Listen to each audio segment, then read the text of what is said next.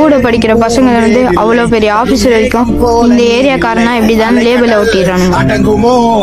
ஆனா நாங்க என்ன கத்துனாலும் கதறினாலும் யார் காதலையும் விழுவுறது இல்லை. இதை மாத்தணும்.